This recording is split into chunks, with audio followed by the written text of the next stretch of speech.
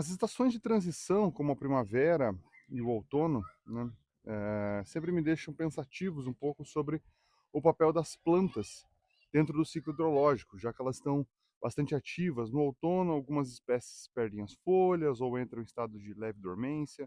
Na primavera, elas começam a brotar folhas, flores e frutos. Então, e outras espécies acabam interagindo também, espécies animais, e a gente acaba ficando um pouco mais pensativo sobre isso.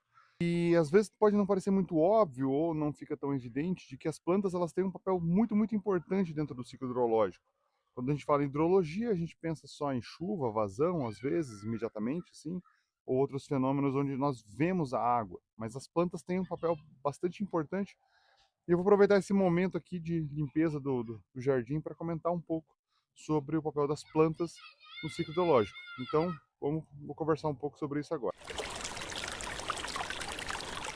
Então, um ponto que eu acho legal sobre o ciclo, as plantas é que basicamente eh, elas respondem ao ciclo hidrológico, mas elas também afetam o ciclo hidrológico. Então, muitas vezes a gente não tem uma ideia sobre o papel importante. Então, primeiro falando em números, né, as plantas fazem um processo chamado transpiração, né, que a hidrologia também às vezes é colocado como evapotranspiração, porque é uma soma, né, da evaporação com a transpiração. Então, a evaporação é um processo que acontece diretamente do solo ou de alguma superfície, né, por exemplo, a água que muitas vezes cai sobre a planta e depois evapora, depois de uma chuva, antes de chegar ao solo. A água que está no próprio solo evapora diretamente sobre rochas e outros elementos ao redor. Então, isso é evaporação.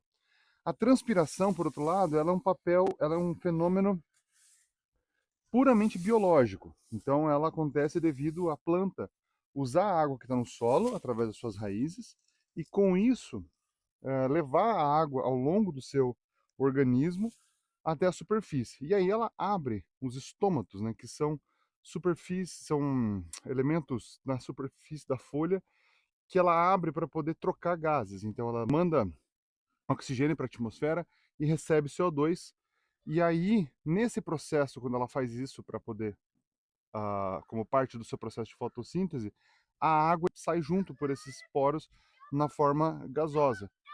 E essa água vai para a atmosfera. E esse processo é a transpiração. Existem vários fatores que fazem a planta transpirar mais ou menos, vai depender da disponibilidade de radiação solar, vai depender de da própria disponibilidade de água no solo, se a planta está numa fase crescente, dormente ou não. E todo esse processo faz com que a planta traga água do subsolo para a atmosfera. Então, é muito difícil separar os fenômenos de transpiração e evaporação. Por isso que os hidrólogos geralmente misturam as duas coisas e chamam de evapotranspiração. Porque é praticamente impossível, né? Aonde não tem planta, você sabe que tem evaporação somente. Mas aonde tem planta, tem também a transpiração e a evaporação somada. Então é quase impossível separar esses fenômenos. Então esse é o primeiro ponto, esse é o primeiro termo para colocar aqui como um termo importante, a evapotranspiração. O que acontece é que a evapotranspiração, ela basicamente é um fenômeno que tem um papel importante no ciclo hidrológico. Então, de toda a água que cai na atmosfera na forma de chuva e neve, na forma de precipitação, de toda essa água, que nós chamamos o total da água dentro de um ciclo de um ano, até 60%, dependendo de algumas regiões até mais, pode voltar para a atmosfera na forma de evapotranspiração, a soma de transpiração com evaporação. Ou seja, as plantas têm um papel importante aqui, porque da evapotranspiração, como eu falei, é um fenômeno combinado de transpiração e evaporação, uma parte da evapotranspiração é a transpiração, que geralmente é um pouco maior do que evaporação, é da ordem de 50% a 60%. Então, se 60% da evapotranspiração é transpiração, é da planta, daqueles outros 60%, a gente pegar de 35% a 40% de toda a água que volta para a atmosfera, acontece devido à atividade vegetal. Então, esse é um papel super importante das plantas dentro do ciclo hidrológico. E é muito legal quando a gente observa, quando a gente observa os dados de evapotranspiração, o quanto, claro, eles aumentam durante a primavera e o verão, depois diminuem, né, depois dessa fase, e isso inicialmente é causado pelo, pelo excesso de radiação solar, comparado com as outras épocas do ano. É a época do ano que tem mais radiação, devido à inclinação da Terra em relação ao Sol, e aí as plantas entram em atividade, né? ah, nas regiões do hemisfério norte, nas regiões fora dos trópicos, né? Essas regiões elas tendem a ser esse fenômeno é mais marcado ao longo do ano. Então as plantas perdem suas folhas, entram em estado de dormência, parece que elas morrem, mas na verdade elas não morrem, somente as folhas acabam diminuindo sua atividade e elas perdem essas folhas como um mecanismo de proteção, muitas vezes porque, é, primeiro que custa muito para manter uma folha viva, então a planta ela acaba eliminando essa folha para poder salvar energia, porque durante o inverno não vai ter energia suficiente, não vai ter radiação solar suficiente para mantê-la ela ativa. Além disso, nas regiões que é muito frio e que pode formar gelo ou geada ou congelar, esse congelamento pode muitas vezes danificar estruturas da planta. Então, essa perda de folhas é um mecanismo de defesa também, além de um mecanismo de economia de energia. Então, mas o que eu queria dizer é que, na verdade, além da gente observar a evapotranspiração aumentando nessas épocas, é interessante observar que também outros fenômenos, como a água subterrânea, também é afetada pela atividade da planta, porque ela acaba usando mais umidade no solo. Mas as plantas acabam usando essa água. Então, a planta não só é afetada pela, pela sazonalidade, né, pelas estações do ano, mas naquela época elas também afetam outros componentes do ciclo hidrológico. E isso é muito, muito interessante de se notar nessas épocas do ano em que elas acabam crescendo mais e tendo mais atividade. Já existem outras regiões do mundo em que as plantas praticamente não sentem o ciclo anual, a sazonalidade. Por exemplo, na região amazônica, existem épocas de seca, geralmente ali entre maio, junho e julho, que é épocas em que chove menos, não chega a ser uma seca, mas é época que chove menos. E aí, mesmo assim, com o nível de água superficial ali no solo que a planta usa primariamente, mesmo ali aquela água não estando imediatamente disponível, as árvores maduras da Amazônia, elas têm raízes muito profundas, que podem chegar da ordem de 20 a 30 metros de profundidade. Para ter uma ideia, as árvores em si têm 40 metros em média, então elas têm em raízes o mesmo tamanho do seu porte.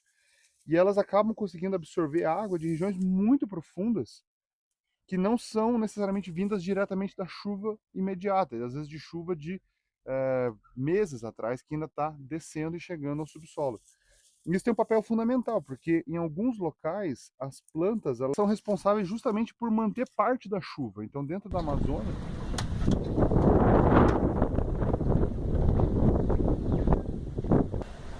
Se puede poquito. Tiene como se llama. dentro da Amazônia, uma parte da chuva vem de circulação do oceano e tudo mais, mas existe uma parte importante da chuva da ordem de 30% dentro da Amazônia que é mantido pelas próprias plantas. Então as plantas é que ajudam a manter o ciclo acontecendo. O nome disso é reciclagem de chuva, o nome desse fenômeno. Então, mais uma vez aqui as plantas elas não só estão usando parte da água, mas eles também estão devolvendo uma parte.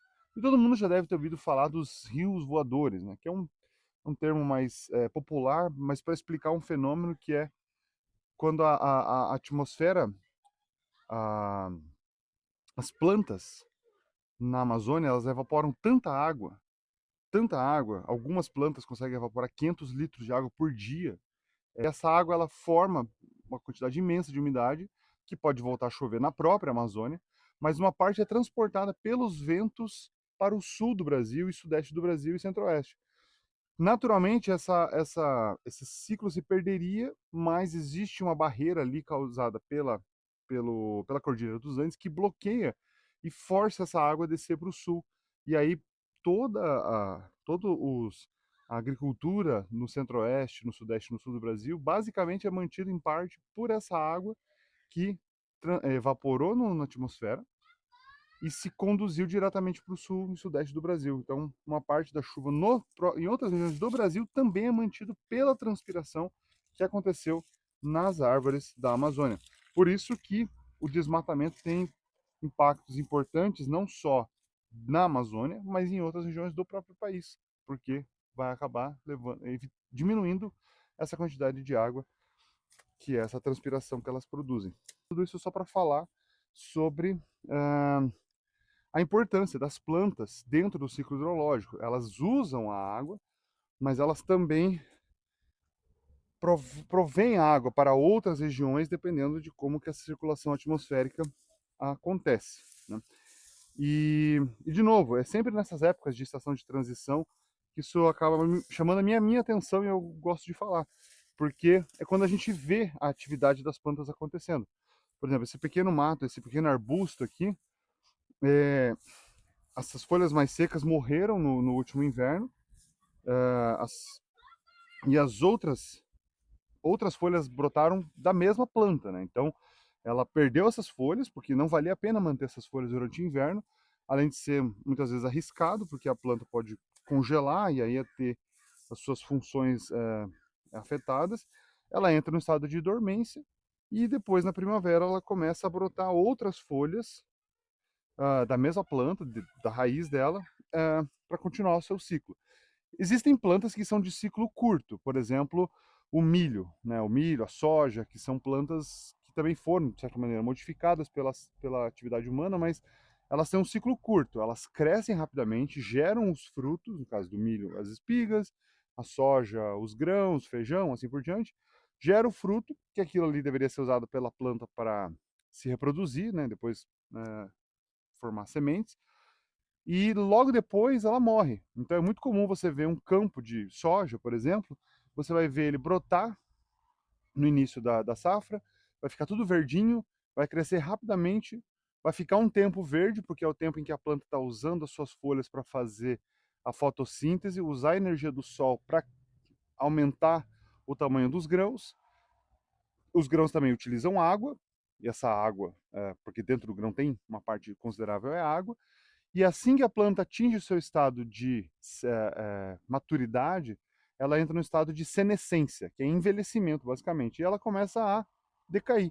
E aí é comum você passar próximo da época da colheita num campo, você vai ver tudo meio marrom, tudo meio seco, porque as plantas perderam as folhas e ficaram nesse estado aqui. E agora é a hora da colheita. Você colhe os grãos, depois você começa um novo ciclo.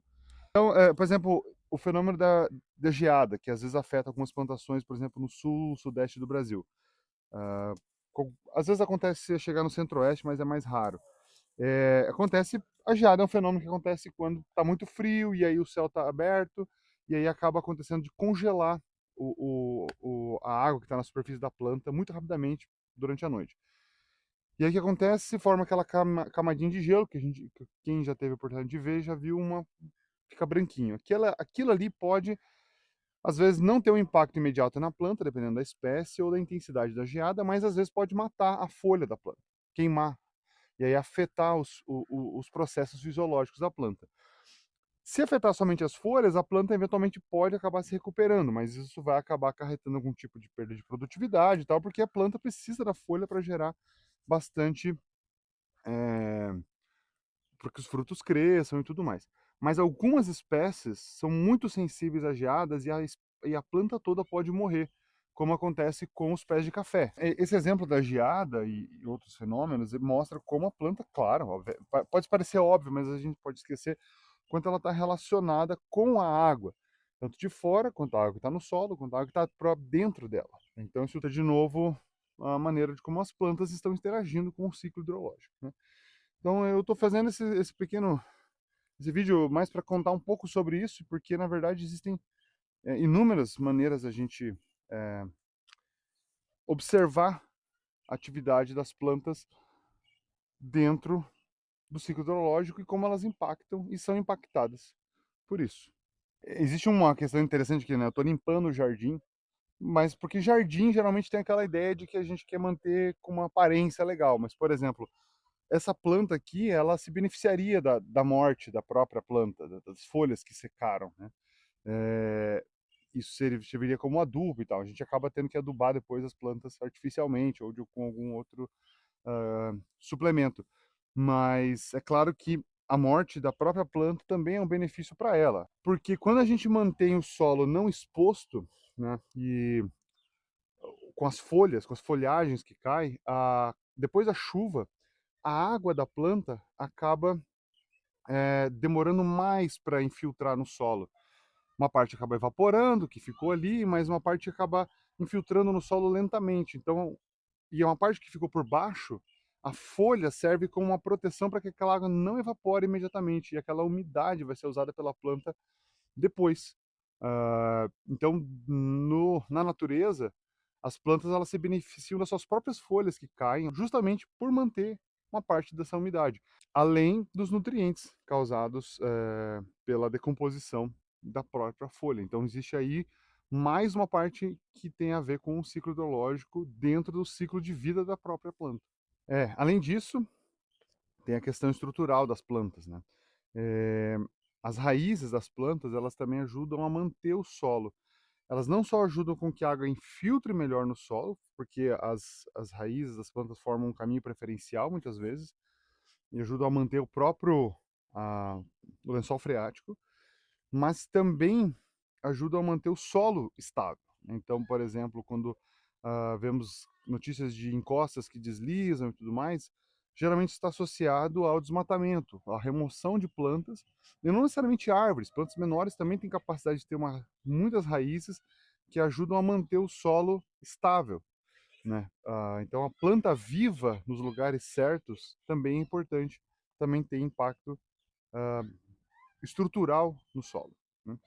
E existe também um fenômeno muito curioso que acontece na Amazônia, de novo, que é como as plantas velhas e as plantas novas interagem entre si, as árvores, né? Porque o que acontece é que na Amazônia existem vários diferentes níveis de plantas. Existem plantas que ficam muito próximos do leito dos rios, então elas têm acesso a uma água constantemente. Mas a Amazônia, por mais que não pareça naquelas imagens que a gente vê, né, parece que é tudo meio um plano, assim, um oceano verde, a, o, a Amazônia possui o relevo da Amazônia tem alguma variação importante. Existem regiões mais altas que não tem, em que as plantas não têm acesso direto à água nas épocas mais secas, quando o nível dos rios e do lençol freático está mais baixo. O que acontece nesses casos é que as plantas mais velhas, elas já têm raízes profundas o suficientes para alcançar o lençol freático e usar essa água praticamente o ano todo. Então, elas praticamente mantêm a mesma atividade de transpiração o ano todo. Mas as plantas mais jovens, elas ainda estão com suas raízes crescendo. E o que acontece é que existe um fenômeno em que as plantas com raízes mais profundas, elas bombeiam, entre aspas, essa água pelas suas raízes ao longo do dia, mas quando chega o período noturno, a planta ela entra num estado em que ela não está mais usando aquela água, porque agora ela não está mais fazendo fotossíntese, porque não tem o sol. E uma parte da água que subiu pelas raízes e chegou até a parte mais alta das raízes, mas ainda dentro do solo, ela acaba soltando essa água no solo de volta, e aí as plantas mais jovens conseguem usar uma parte dessa água nas suas raízes que ainda são curtas. Então é um fenômeno de como se as plantas mais velhas alimentassem as plantas mais jovens, puxando água mais de uma região mais baixa. Só um panorama geral sobre a atividade das plantas e como elas estão interligadas com o ciclo hidrológico. Existem vários outros fatores muito interessantes que dá para detalhar no futuro, mas eu queria trazer esse aspecto porque eu acho que às vezes a gente não nota isso acontecendo. Quando a gente fala de hidrologia, a gente acaba vendo a chuva, os rios, a neve, o gelo e outros fenômenos, a neblina, mas as plantas têm um papel super importante e também dependem também do ciclo hidrológico.